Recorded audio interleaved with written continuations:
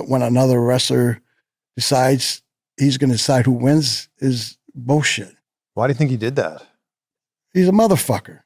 There's no other way you can say it. He's a piece of shit. The Scott Steiner once looked at one wrestling icon and said, he's a piece of shit. He said it about Hulk Hogan, and he said he would never forgive him. That is how deep this anger goes. The Scott Steiner is one of the toughest men to ever step into a wrestling ring. He was a real athlete before he was a star. He had real power, real skill, and a personality that no camera could ever calm down. But behind all of that power, Steiner built something else too. He built a long list of people he simply could not forgive. Some of them were legends. Some of them were powerful bosses. Some of them were even his own close friends. If you already feel the heat building in this story, give this video some hype right now, because Steiner's list only gets nastier the further it goes. Before we get into his enemies properly, it helps to understand exactly where Scott Steiner came from in the first place. He was a decorated amateur wrestler at the University of Michigan, and that mattered a great deal in his particular era of the sport. The wrestling used to be built almost entirely on real skill and real toughness. Genuinely wanted to believe that the fighters they watched every week could actually fight if they truly had to. The Steiner came straight out of that demanding world. He was not simply playing a tough guy for the cameras like so many others. He was one in real life long before any TV company ever noticed him. That real physical credibility followed him into every promotion he ever joined. Between the late 80s and the early 2000s, the entire wrestling business slowly changed shape underneath everyone's feet. It moved away from smaller regional promotions built on athletic respect and turned instead into one large centralized entertainment machine controlled by very few people. As that whole shift happened across the industry, wrestling also began mixing real backstage anger with scripted TV storylines in a way it never had before. The Steiner's character, known to fans as Big Poppa Pump, grew straight out of that messy and dangerous mix. The same toughness that made him a genuine star also made him explosive once the cameras finally stopped rolling each night. He did not just play angry for an audience watching at home. He carried real anger inside him everywhere he went year after year, and he rarely let any of it go for long. That pattern would only get stronger as his career moved forward. He spent years building one of the most feared reputations in the entire sport, both on camera and off it. Either loved him completely or they could not stand him at all, and there was rarely much middle ground in between.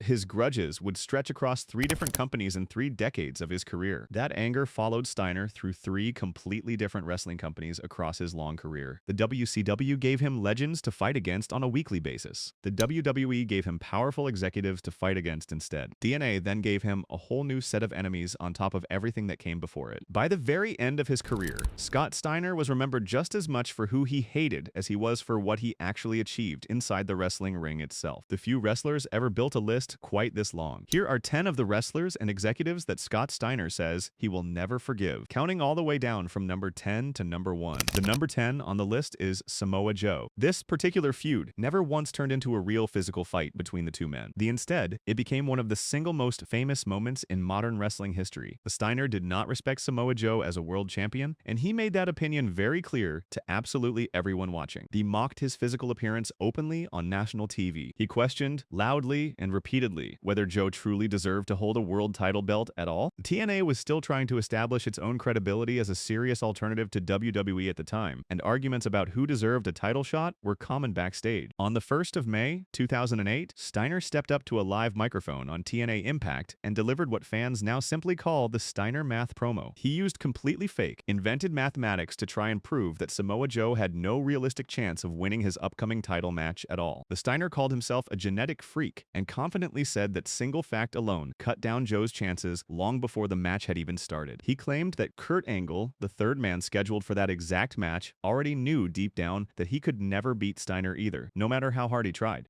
According to Steiner's strange and completely twisted logic, Angle's own chances of winning dropped all the way down to absolutely nothing at all. The Steiner then simply added that entire leftover chance straight onto his own personal number, making his own odds look enormous on paper in front of the crowd. He worked through more and more imaginary mathematics until he finally reached one last supremely confident claim. He said that the numbers themselves spelled total disaster for Samoa Joe, no matter how you looked at them. It remains one of the funniest promos in the long history of wrestling, and fans still quote pieces of it back to each other today, years later. The wrestling historians often point to the promo as one of the clearest just examples of a wrestler using comedy to hide a much harder edge underneath it. But underneath all of that comedy sat something far more real, a genuine sense of contempt. The Steiner truly believed that Joe simply did not belong anywhere near the top of the card at all. Then real life quietly got in the way of his fake numbers anyway. Kurt Angle picked up a genuine, legitimate injury shortly before the show and could not compete in the match at all in the end. Frankie Kazarian stepped in to replace him on short notice instead. The Samoa Joe went on to win the match regardless and comfortably kept hold of his title belt. The Steiner's mathematics did not just fail to predict the future correctly that night, they were openly laughed at by the very outcome they had tried so confidently to control from the start. Even his single most entertaining moment on television follows the exact same pattern that quietly shows up everywhere else across this entire list. He looked at another wrestler standing across the ring from him and simply decided that man did not deserve any genuine respect at all. The number 9 is Buff Bagwell. This particular one stings just a little more than most because Bagwell was not always an enemy of his at all. For quite a while, Steiner and Bagwell actually stood side by side as stablemates inside the NWO together. They were meant to be a real team, two larger-than-life characters causing entertaining chaos together on screen every single week. Together, they represented some of the loudest, most over-the-top energy the NWO ever produced on TV. That friendship between them did not last very long at all in the end. By the start of 1999, whatever genuine bond they had once shared had completely fallen apart behind the scenes for good. According to the research, Eric Bischoff later said that Steiner simply grew tired of Bagwell as a person over time. He grew tired of his attitude around the busy locker room. He grew tired of what many people backstage clearly saw as unprofessional antics that kept causing fresh problems for everyone involved. Their once close bond became one of the more talked about backstage breakups inside the entire NWO stable. The whatever quiet tension had been slowly building between the two of them finally came out into the open at Slamboree in 1999. The two men were officially booked to wrestle one another that very night, but it stopped looking like a normal, carefully planned match extremely quickly once the bell rang. The Steiner worked the entire match completely stiff from start to finish. That simply means he was not holding back his strikes the way wrestlers are usually carefully trained to for everyone's safety. He hit Bagwell with real heavy blows that clearly were not properly pulled at all. The Bagwell ended up spending a large part of that entire match just trying to survive, covering his own face and curling away from Steiner rather than ever fighting back properly himself. By the time the match finally ended, Bagwell left the ring with visible swelling spread right across his face for the whole crowd to see clearly. The promoters reportedly struggled to keep the match looking like ordinary competition rather than a real fight breaking out live on air. This was supposed to be simple fun entertainment between two old friends and former allies. Instead, it quietly became a very public message sent out in front of a packed live crowd. The Steiner did not just quietly walk away from his friendship with Bagwell and move on. He used his own fist to make absolutely sure that everyone watching at home understood exactly how angry he really felt deep down. Clearly shows that Steiner's grudges were never only ever reserved for legends or powerful executives high up the card. Even the people who had once stood right beside him in battle could quickly become targets the very moment trust between them finally broke down for good. The number 8 is Bill Goldberg. In the year 2000, these two enormous personalities were deliberately pushed together in one of WCW's biggest televised programs of that entire calendar year. It was clearly supposed to look like a thrilling clash between two completely unstoppable forces of nature. Instead, it slowly became a real genuine fight, quietly hiding underneath a scripted wrestling storyline that fans believed at first. During one of their matches together, Goldberg landed a stiff punch that was strong enough to actually fracture Steiner's orbital bone, which is the delicate bone that sits just around the eye. After that painful injury, Steiner had to keep wrestling for weeks while wearing a protective mask just to be able to keep working at all during that stretch. The pain was not the only serious problem sitting between these two large men, though. According to the research, Goldberg simply refused outright to ever lose a match to Steiner under any circumstance. He reportedly told the booker at the time, Vince Russo, quite bluntly, that if the fight were somehow real, he would always be the one to win it, never Steiner. That blunt, stubborn refusal created a serious logistical problem backstage almost immediately for everyone involved. The WCW desperately needed this particular match to go a certain planned way for the wider story to actually work properly on television. But one of the two men directly involved simply did not want to follow that careful plan at all, no matter who asked him. The whole situation eventually escalated so far that company president Brad Siegel had to personally get involved just to try and fix it, along with Goldberg's own personal lawyer and booker, Vince Russo. All three of them were forced into an emergency meeting just to convince Goldberg to finally go through with the agreed result. It took real pressure from multiple directions before he finally agreed to cooperate. To stop and think for just a moment about how badly broken that entire backstage system had truly become by this point in WCW's history. The two grown men, both paid extremely well to simply perform a script, needed lawyers and senior company executives sitting together in one room just to finish a fairly simple storyline. That alone says everything about how far trust inside WCW had broken down by that point. To be completely fair here, Steiner was clearly not the only difficult personality involved in this entire backstage clash. The Goldberg quite obviously believed in his own legitimacy just as strongly as Steiner believed in his own. But the bigger, more important lesson here is really about the strange world Steiner thrived inside of throughout his whole career. In a company where almost everybody secretly believed deep down that they were too tough to ever lose cleanly, somebody involved was always eventually going to end up genuinely furious about something. The number 7 is Shawn Michaels. The Steiner does not really separate Michaels apart from 2 other names that also appear elsewhere on this very same list. He often groups him together with both Triple H and Ric Flair all at once, and he has a blunt, simple way of describing all 3 men together in a single breath. According to the research, Steiner has openly called the 3 of them backstage cowards who could not fight their way out of a paper bag if their own lives genuinely depended on it. He has dismissed Michaels specifically as nothing more than a wisecracking performer, someone perfectly happy to make clever, sharp comments in front of a rolling camera. The Steiner has repeated this same claim in multiple interviews over the years, always pointing back to the same incident as proof. Back up that exact claim of his. Steiner regularly brings up one very specific incident from 1995. In that particular story, brothers Ron and Don Harris reportedly blocked the only exit of a crowded locker room using a steel chair, trapping everyone else who happened to be inside it with them. The Don Harris then reportedly grabbed Shawn Michaels firmly by the throat and held him pinned hard against the wall as a very clear physical threat to everyone watching. The Steiner has claimed repeatedly that Michaels was so genuinely frightened in that exact moment that a single visible tear ran straight down his eye in front of everyone present in the room. Whether every small detail of that old story is perfectly accurate today is something only the people who were standing inside that exact room truly know for certain now. The Steiner has never claimed to have witnessed it himself, relying instead on what he says he was told by others present. The what matters most for Steiner personally is the simple lesson he himself took away from that whole moment. This single locker room story was proof enough that a sharp tongue on live TV does not always match real physical toughness once the cameras finally get switched off backstage. This entire section honestly says a great deal about how Steiner judges other people around him in general. In his mind, if you genuinely cannot defend yourself physically when it really counts, you have absolutely no right at all to talk tough on a microphone in front of millions of people watching at home. That rigid, old-fashioned mindset might explain part of his lasting appeal to fans who still love simple, no-nonsense toughness above almost everything else in wrestling today. It also explains why he so rarely showed sympathy for performers who built their characters around charisma rather than physical strength, but it also clearly shows a man stuck permanently inside a very narrow, unforgiving code, one that never once let him properly see other people in any other, more generous or forgiving way. The number 6 combines 2 separate names together at once on this list: Eric Bischoff and Dixie Carter. After WCW finally collapsed for good at the start of the new century, TNA quickly became the single biggest alternative left standing inside American wrestling. For a brief while, it genuinely looked like a fresh, honest start, far away from all the chaos that had ended WCW so badly just a few years earlier. The many wrestlers who had survived WCW's collapse saw TNA as a genuine second chance to do things differently this time. Then in 2009, TNA president Dixie Carter made the firm decision to bring in both Hulk Hogan and Eric Bischoff to help run things. The Steiner believed almost instantly that he was now watching the exact same painful history quietly repeat itself all over again, right in front of him. According to the research, Steiner went directly to Dixie Carter and warned her about this face-to-face, with no middleman standing in between them at all. He told her plainly and directly that Hogan would eventually run her entire business straight into the ground if she let him. The Carter chose not to listen carefully to that blunt warning at the time, no matter how strongly he made his case. The Steiner was far from the only person inside the company who felt uneasy about the decision. The Steiner stayed working with the company for a few more years after that difficult conversation, but he genuinely never once let go of his deep suspicion about either man during that whole stretch. He called both Hogan and Bischoff car salesmen in public, and he called them con men too, accusing both of them of caring far more about themselves than about TNA's actual long-term future as a company. In 2012, Steiner was finally released from his existing TNA contract for good. Rather than simply walking away quietly, the way many other wrestlers might have done in his exact position, he launched a long-running public campaign across social media, instead attacking Carter, Hogan, and Bischoff by name for several months in a row. TNA eventually responded to all of this by filing a full civil lawsuit against him in Nashville that same June. The company formally claimed that Steiner had broken his existing contract terms and badly damaged their public reputation through his constant public online comments about them. They wanted real financial damages from him, and they also wanted a binding court order to stop him from ever speaking about the company online again in future. The Steiner pushed back hard against all of this in court. He argued strongly that his original contract had already fully expired by the time he made those exact comments online, and that he had never once formally agreed to stay silent about the company after that contract had properly ended. The whole legal case dragged on for almost 4 entire years without any clear resolution in sight for either side. During that long, drawn-out stretch of time, something rather remarkable quietly happened behind the scenes at TNA. Every single person Steiner had originally warned Dixie Carter about, Hogan, Bischoff, and another senior executive named Bruce Prichard, all eventually ended up leaving TNA anyway, exactly as Steiner had predicted years earlier. On February 22, 2016, a court based in Nashville finally dismissed the entire lawsuit, and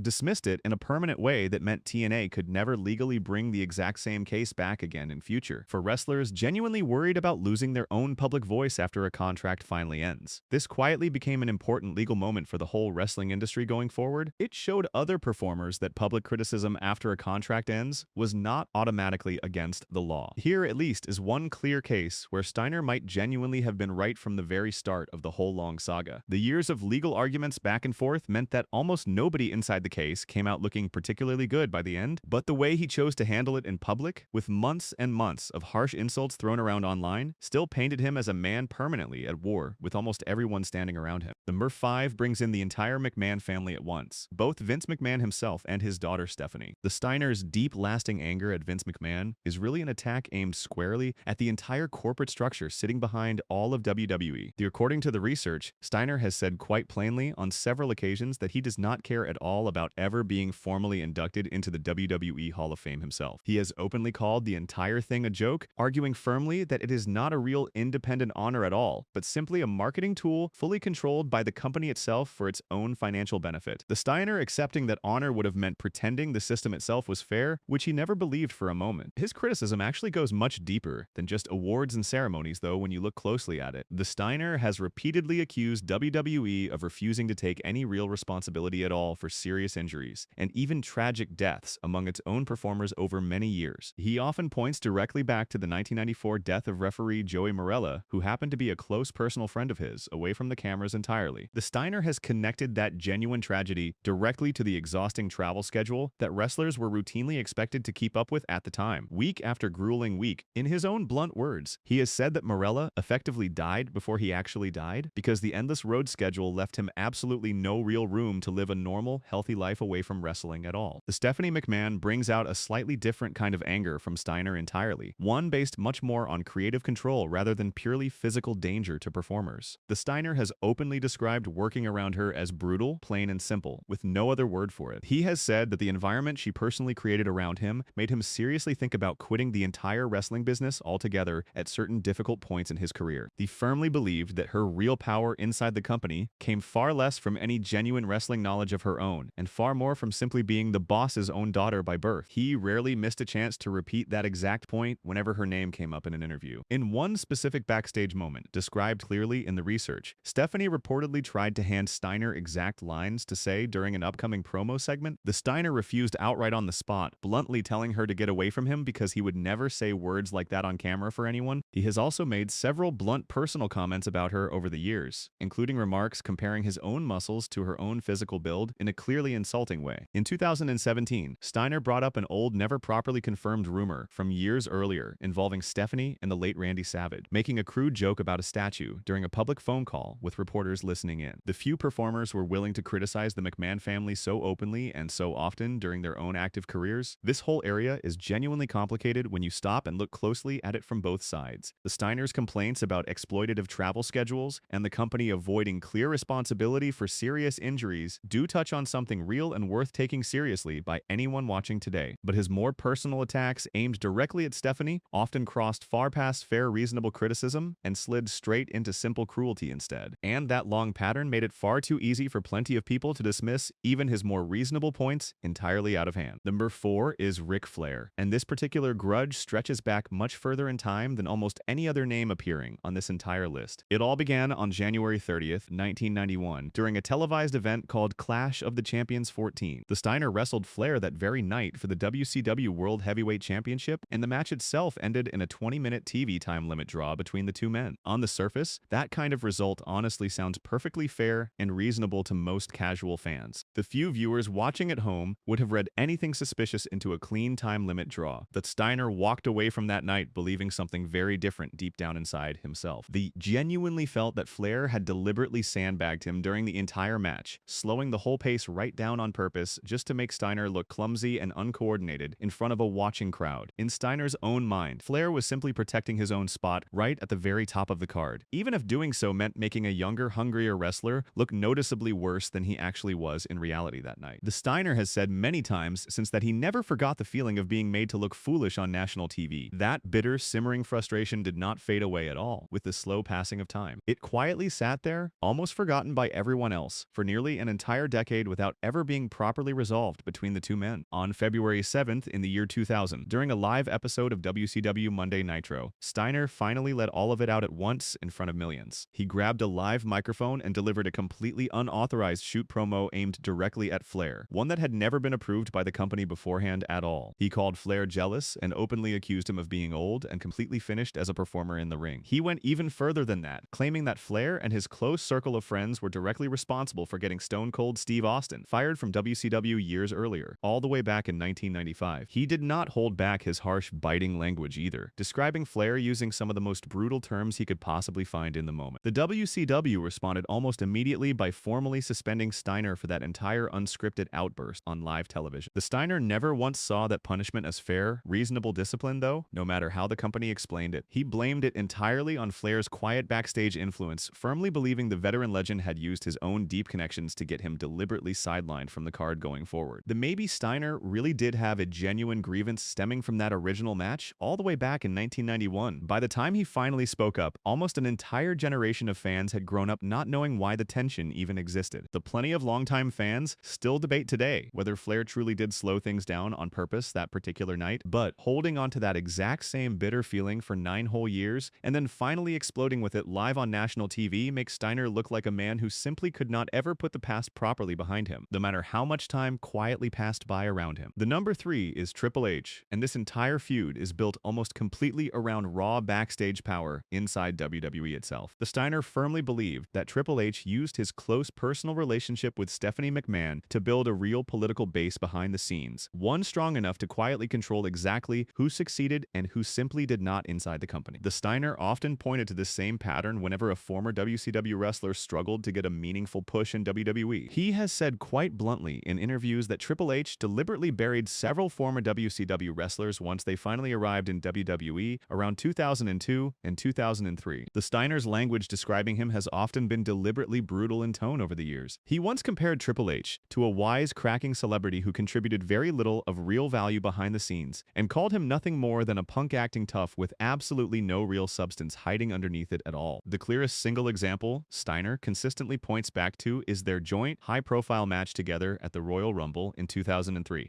According to Steiner, that match was originally planned out backstage to last around 18 minutes from start to finish. Instead, it stretched out all the way to 28 minutes on the night, with no clear signal ever coming from backstage to properly bring it to an end early. The Steiner firmly believed this was not some simple, innocent accident at all. He genuinely thought it was a deliberate plan designed specifically to physically exhaust him in front of a live crowd and expose real injuries he was already quietly dealing with at the time, including a painful condition called drop foot and a fully torn bicep muscle for years afterwards. That strong belief remained nothing more than Steiner's own private suspicion with no real proof behind it. Then a wrestler named Andrew Martin, better known to fans as Test, later told Steiner something that seemed to fully confirm his long-held suspicion once and for all. The Martin claimed he had personally overheard Triple H telling Vince McMahon backstage that he simply could not get a decent, watchable match out of Steiner at all that night. The Steiner, that single overheard comment, became final proof that the unusually long match had been deliberate sabotage all along, planned well in advance by powerful people. The deep distrust between these two men shows up again quite clearly in a rather strange story involving a routine company drug test. In 2002, WWE formally asked Steiner to take one as part of standard policy. The Steiner agreed to take it without complaint, but only under one strict condition entirely of his own choosing. He demanded that Triple H be personally picked up in a limousine and take the exact same drug test alongside him, side by side at the very same time and place. The WWE simply dropped the entire request rather than agree to meet that strange and unusual demand from him. The Steiner has said since that the entire situation proved his point better than any argument ever could have. The Steiner's various claims paint Triple H as a man who relied heavily on backstage politics instead of pure in-ring talent to control the wider locker room around him for years. But these same stories also quietly reveal something important about Steiner himself as a person underneath it all. He clearly walked into every single difficult moment already firmly convinced that someone powerful was secretly working against him behind closed doors, and he treated almost every setback along the way as further, the undeniable proof of one ongoing plot against him. By the time the two men crossed paths again, years later in TNA, neither one had softened his opinion of the other at all. The number 2 is Diamond Dallas Page, alongside his wife at the time, Kimberly Page, and this is the exact point where Steiner's deep anger finally stopped being just angry words shouted on television. The whole conflict started with ugly backstage rumors involving another wrestler, Tammy Lynn Sitch, and drug paraphernalia that had reportedly been found inside the women's dressing room one night. The Steiner firmly believed it was Kimberly Page, who had personally reported that whole situation to company management behind the scenes. The believing that completely without question, he sided firmly with Sitch instead, and turned his anger directly onto Kimberly, verbally attacking her backstage in front of several other people.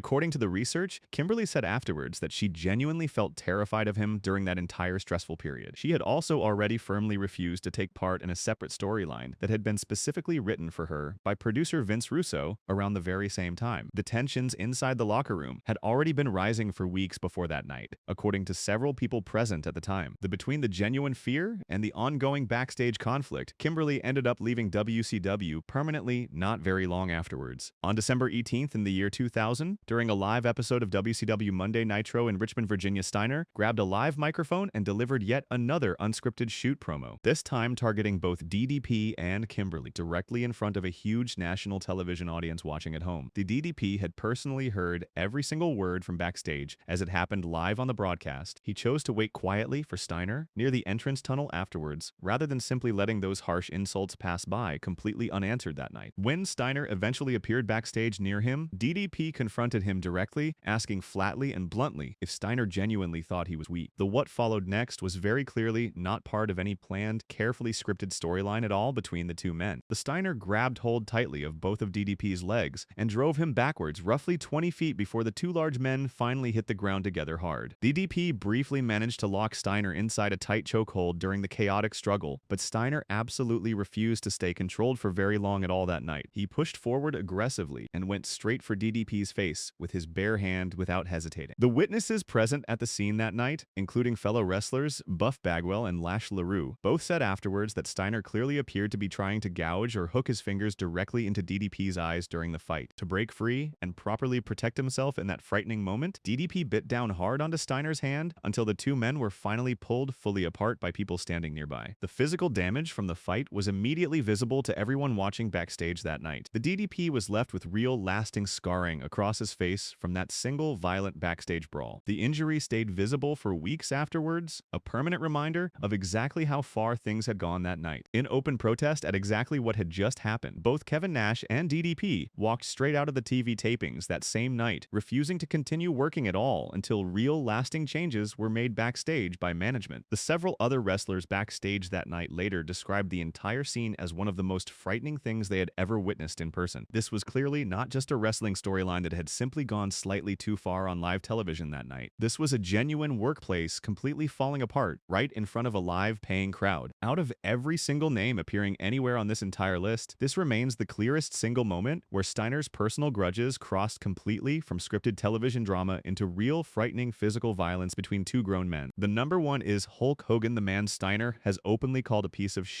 and the one single grudge he has said again and again that he will absolutely never let go of for the rest of his entire life. Understand why this particular anger runs so unusually deep? You really have to go back through years and years of slowly building suspicion between the two men. The Steiner has long believed that Hogan personally damaged his career on more than one separate occasion across two completely different wrestling companies. He has claimed that Hogan personally called the shot for him to lose his very first heel match inside WCW. The defeat that Steiner firmly believes was deliberately designed to stop his rising momentum before it ever truly got started at all in the company. He has gone even further than that over the years, accusing Hogan of using his own creative influence to deliberately hold back his career pushes again much later, this time during his separate run inside TNA as well. The anger between them reached a brand new level entirely in 2015 when Hogan was specifically chosen by WWE to induct the late Randy Savage into the WWE Hall of Fame that year. To Steiner, the choice felt like a deliberate insult aimed directly at Savage's memory rather than a simple tribute. The Steiner found that exact decision deeply offensive on a very personal level. According to the research, Steiner genuinely believes that Savage truly hated Hogan in real life, completely away from the TV cameras. He has told a vivid, detailed story claiming that Savage once confronted Hogan directly inside a shared locker room, fully ready to fight him there and then, only for Hogan to quietly back down rather than ever properly face him. The Steiner has also repeated an old unconfirmed rumor claiming that Hogan once deliberately hid his own wife away from Savage for 10 full days in a row. The personal betrayal that Steiner insists Savage simply never properly forgave him for afterwards. The Steiner has repeated that exact story for years, treating it as proof of Hogan's real character away from the cameras. Scott Steiner was never fake, and he was certainly never soft either, not for one single moment of his career. He was a genuine, real athlete long before he ever became a loud TV character known mainly for shouting at people. He carried that exact same raw intensity into absolutely everything he did afterwards in professional wrestling, for better and for worse. That particular part of his long story honestly deserves real lasting respect from anyone watching it back today with fresh eyes. But that very same inner fire is precisely why his whole career ended up defined by bitter grudges instead of simply by wins and championships won. He fought respected legends like Flair and Hogan throughout his long career without ever once backing down from either of them. He fought powerful executives like the entire McMahon family directly, never once softening his public language for them. He fought close friends like Bagwell when their bond finally broke, and he fought fierce rivals like Goldberg and Diamond Dallas Page, along the way too, leaving real scars behind on both sides. He never once pretended any of it was easy, and he never once apologized for any of it either. According to the research gathered here, some of his complaints about backstage politics and corporate control may genuinely have had a real valid point sitting quietly underneath all of the surface anger. Sometimes he was even fully proven right in the end, just like his long drawn-out legal battle against TNA clearly showed everyone watching. But he rarely ever looked like a man who was truly at peace with himself, even during those rare moments of genuine victory. Perhaps that restlessness was simply part of what made him so compelling to watch in the first place. In the end, the real tragedy here is actually quite simple to understand once you step back from it all. A man with this much raw natural talent ended up remembered just as much for who he hated as for what he genuinely achieved inside the wrestling ring across his whole career. That is the real lesson sitting underneath this entire list, more than any single name or any single date. The talent alone was never going to be enough to define how people remembered him in the end. The Scott Steiner was truly one of a kind, but his single greatest lifelong opponent may have always simply been the anger that he never once managed to fully put down.